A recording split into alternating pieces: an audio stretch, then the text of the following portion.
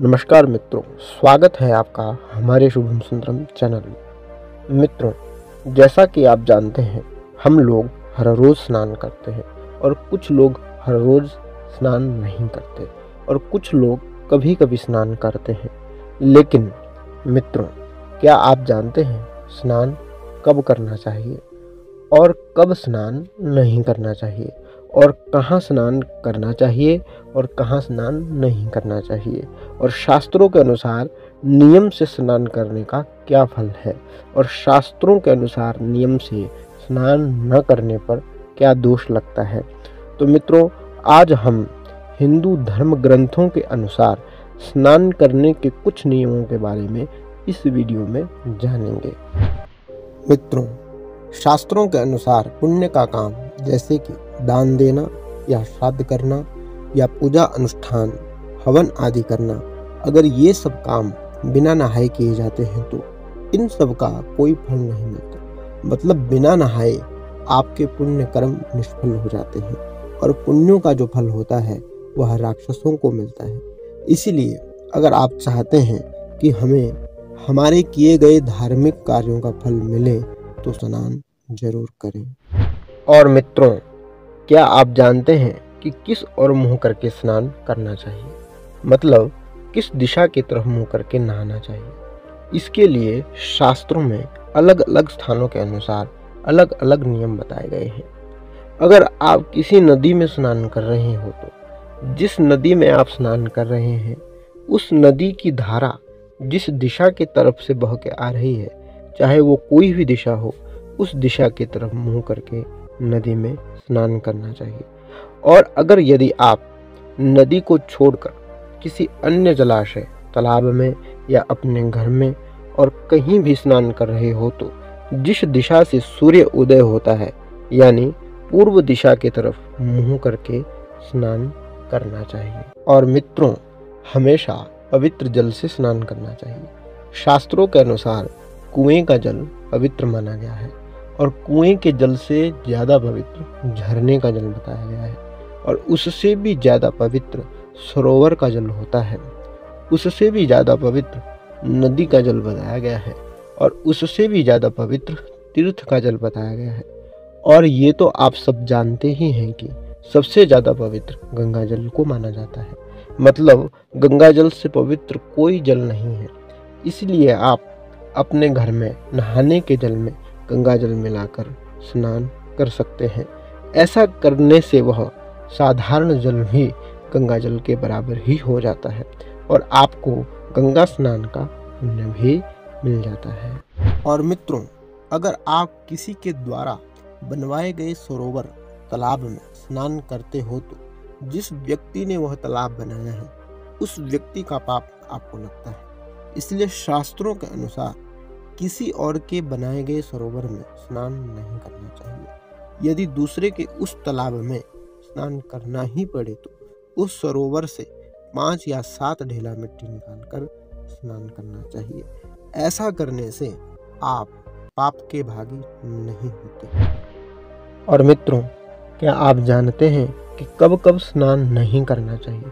तो आइए जानते हैं। भोजन कर लेने के बाद, और अगर आप बीमार हैं, रोगी हैं, और रात के ठीक 12 बजे और दिन के ठीक 12 बजे और बहुत सारे कपड़े पहनकर स्नान नहीं करना चाहिए। और ऐसा कोई तालाब या नदी या झरना या ऐसी कोई नहाने की जगह जिसके बारे में आप नहीं जानते हैं, वहाँ पर कभी भी स्नान नहीं करना चाहिए। रात के समय और संध्या के समय, मतलब जब शाम को सूर्य अस्त होता है, उसके बाद रात वाला अंधेरा होने से पहले जो बीच का समय होता है, यानी जब ना दिन होता है ना रात होती है, उस समय स्नान नहीं करना चाहिए।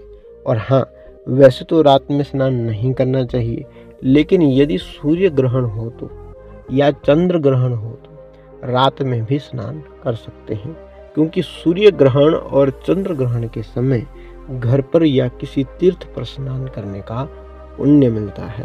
और मित्रों, आप ये तो जान गए रात के समय स्नान नहीं करना चाहिए, लेकिन शास्त्रों ने कुछ ऐसी अवस्थाएं बताई है जिसमें आप रात में भी स्नान कर सकते हैं।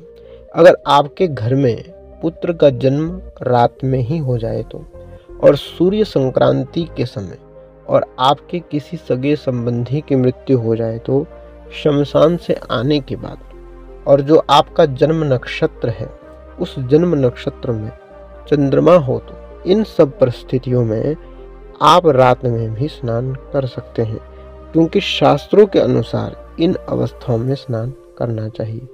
इसलिए अगर इन अवस्थाओं में रात में भी स्नान करना पड़े तो रात्रि स्नान का दोष आपको नहीं लगता है।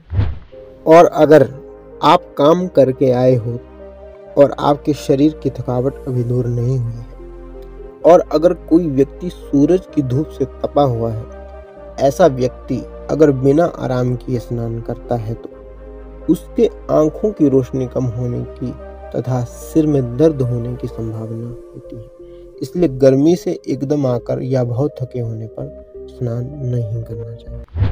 और मित्रों, निर्वस्त्र होकर मतलब नग्न होकर स्नान नहीं करना चाहिए। और मित्रों, पुरुष को हमेशा स्नान सिर के ऊपर से करना चाहिए, मतलब नहाने की शुरुआत सिर से करनी चाहिए। ऐसा करके ही देव कार्य और पितृ कार्य करने चाहिए। और शास्त्रों के अनुसार बिना स्नान किए तिलक नहीं लगाना चाहिए। और मित्रों, वैसे तो लोग अपनी अपनी पसंद के मुताबिक स्नान करते हैं। कोई गर्म पानी से नहाता है और कोई ठंडे पानी से नहाना पसंद करता है, पर शास्त्रों के अनुसार कुछ ऐसी परिस्थितियां बताई गई है जब गर्म पानी से नहीं नहाना चाहिए। रविवार के दिन, श्राद्ध में, संक्रांति के दिन, ग्रहण के समय, महादान के समय, व्रत उपवास में, अमावस्या तिथि के दिन, षष्ठी तिथि के दिन और अशौच अवस्था में मनुष्य को गर्म जल से स्नान नहीं करना चाहिए। और मित्रों, जैसा कि आप जानते हैं, हिंदू धर्म के जो महीने होते हैं जैसे कि चैत्र, वैशाख, श्रावण, भादो आदि, उन सभी 12 महीनों में 2 बार, एक बार कृष्ण पक्ष में, एक बार शुक्ल पक्ष में एकादशी तिथि आती है। उस एकादशी तिथि के दिन, मतलब हर एक एकादशी को जो मनुष्य आंवले से स्नान करता है, शास्त्रों के अनुसार ऐसा करने वाले मनुष्य के सब पाप नष्ट हो जाते हैं और वह विष्णु जी के लोक में सम्मानित भी होता है। इसलिए एकादशी तिथि को आंवले से स्नान करना चाहिए। और मित्रों, कुछ लोगों को आदत होती है कि स्नान करने के बाद वो तेल से अपने शरीर में मालिश करते हैं, और कुछ लोग नहाने के बाद गीले कपड़ों को झटकारते हैं।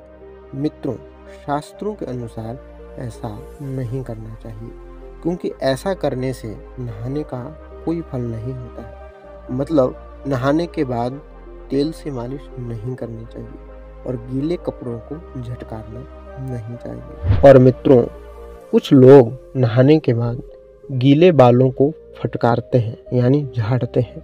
ऐसा करना भी शास्त्रों में गलत बताया गया है। मतलब नहाने के बाद बाल झाड़ने नहीं चाहिए। और मित्रों, जब हम नहाते हैं तो उस समय कोई ना कोई कपड़ा हम जरूर धोते हैं। तो मित्रों, नहाने के बाद अगर आप उसी समय कपड़े धो रहे हो तो कपड़े को चौगुना करके निचोड़ना चाहिए, तिगुना करके नहीं।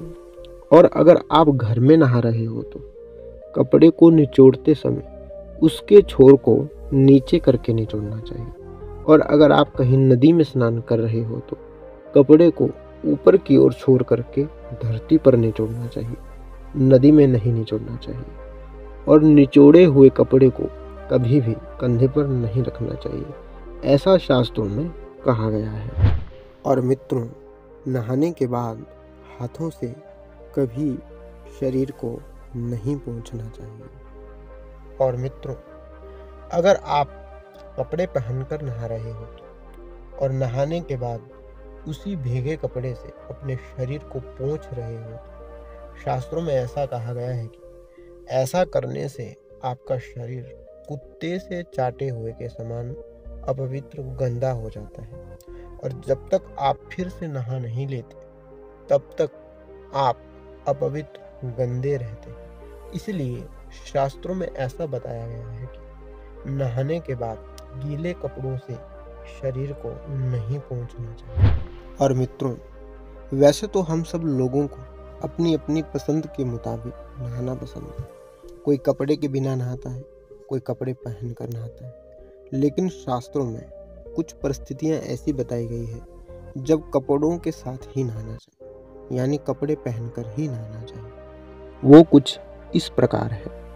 अगर आपने कोई बुरा स्वप्न देख लिया हो तो, और अगर आप हजामत बनवा कर आए हो, मतलब बाल कटवाने के बाद, और अगर आपने वमन यानी उल्टी की है तो, और स्त्री संग करने के बाद, और दाह संस्कार करने के बाद जब आप शमशान से लौटते हैं, तब शास्त्रों में ऐसा कहा गया है कि इन सब परिस्थितियों में वस्त्र सहित, मतलब जो कपड़े आपने उस समय पहने थे उन्हीं कपड़ों के साथ नहाना चाहिए। तो मित्रों, कैसी लगी ये आपको जानकारी? कृपया कमेंट बॉक्स में कमेंट करके ज़रूर बताएं। और अगर आपको ये वीडियो अच्छी लगी हो तो लाइक ज़रूर करें।